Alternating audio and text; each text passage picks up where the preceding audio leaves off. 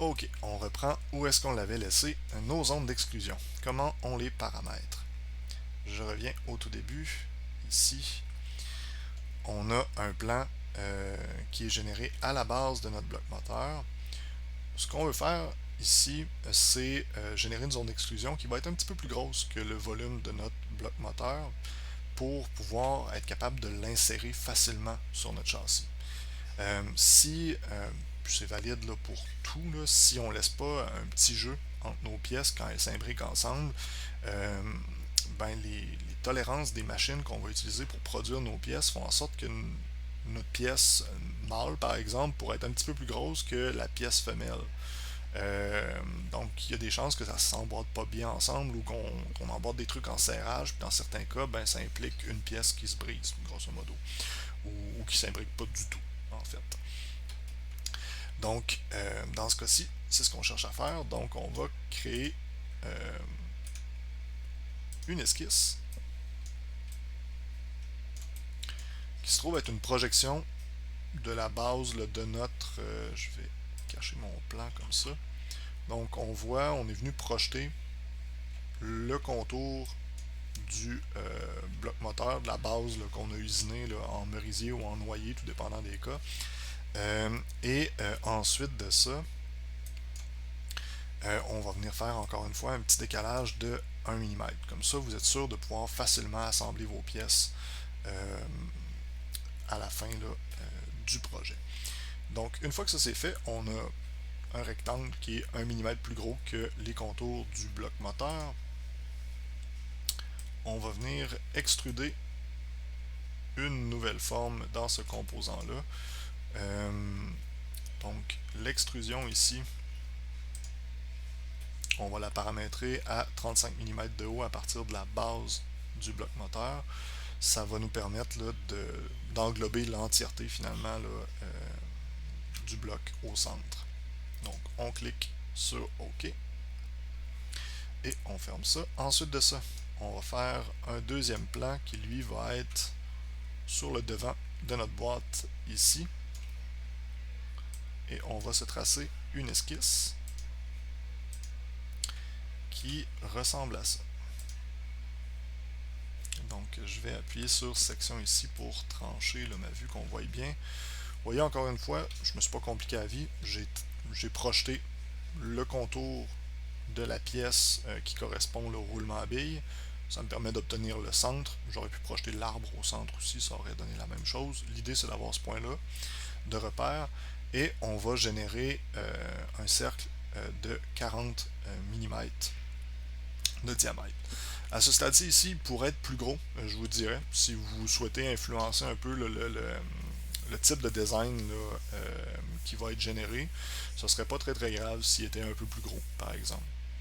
Je vous recommande de ne pas descendre en bas de 40 mm.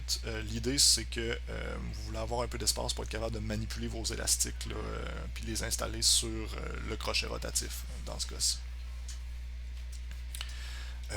Ok, donc une fois que ça c'est fait, on a...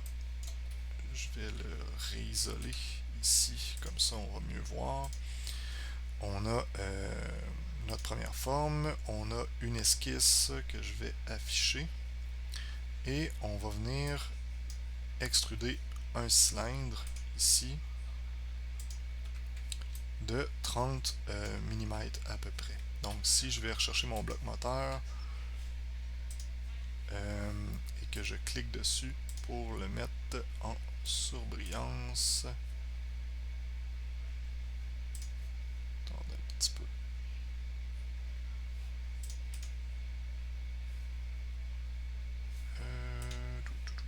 Annuler l'isolement de tout. Je veux le bloc moteur comme ça. Donc, vous voyez, ça vient couvrir, là, grosso modo, la vaste majorité là, du crochet rotatif, là, puis de l'espace dont vous avez besoin pour venir installer les élastiques. Ok, on va revenir dans nos zones d'exclusion. Donc, je clique droit sur ma zone d'exclusion et je clique sur isoler. Ça me permet de voir simplement ça. Fonction qui est assez pratique quand on travaille dans un assemblage là, qui commence à être un peu plus grand. Ça vous évite aussi de sélectionner des références qui ne sont pas nécessaires, par exemple. créer des liens avec des pièces là, qui pourraient être évitées. Donc, on va se créer un nouveau plan qui, lui, va être sur le châssis ici. Donc, ce plan-là va être sur la pièce, j'ai dit sur le châssis, mais c'est pas vrai, il va être sur la pièce qu'on vient tout juste de créer là, dans la précédente vidéo. Sur cette pièce-là, on va venir tracer une nouvelle esquisse.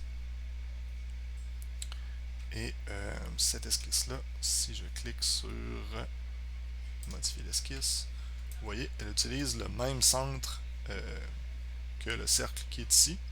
Donc vous pouvez projeter le centre du cercle et placer là, ce cercle-là à 20 mm. L'idée, c'est qu'on va faire, on va utiliser la fonction là, loft en anglais, en français,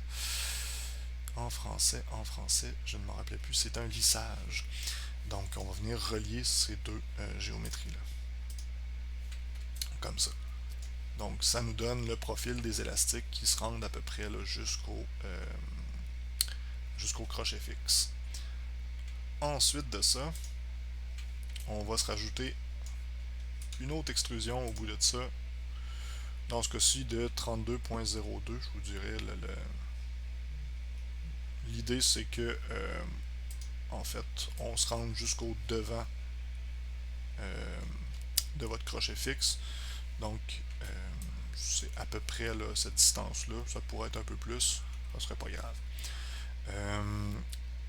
Et on va joindre l'entièreté de tout ça ensemble. Ensuite de ça, on va se créer un nouveau plan qui lui va être sur le côté ici. Puis là, ben, vous me voyez venir.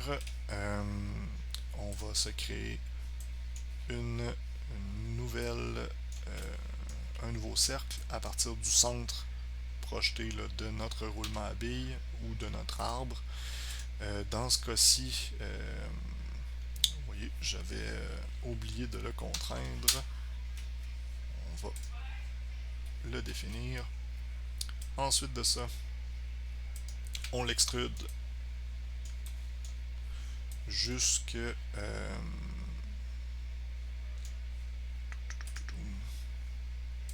modifier la fonction comme ça. On l'extrude jusqu'au bout. Ouais, normalement, il devrait se rendre jusqu'ici.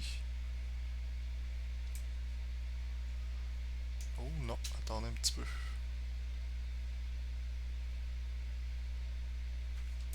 Il y a une petite erreur ici. Ah, c'est ça. Ok. Je me rappelais plus de ma modélisation. Donc, on va l'extruder.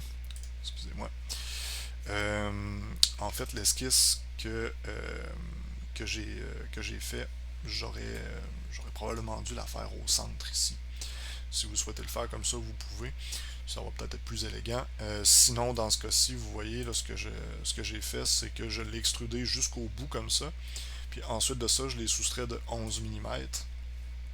Et ensuite de ça, je suis venu modifier, là, décaler ma face avec la fonction qui s'appelle appuyer tirer, et je l'ai décalé également de 11 mm. Donc l'idée, c'est d'avoir 11 mm entre les faces qu'on a modélisées ici et celle-là. Donc on a 11 au final. Si vous regardez sur mon dessin, vous voyez que la moitié là, de ce cylindre-là mesure 36, donc 72 mm à partir là, du centre. Si vous souhaitez le faire comme ça, dans ce cas-ci, je pense que ce serait plus élégant.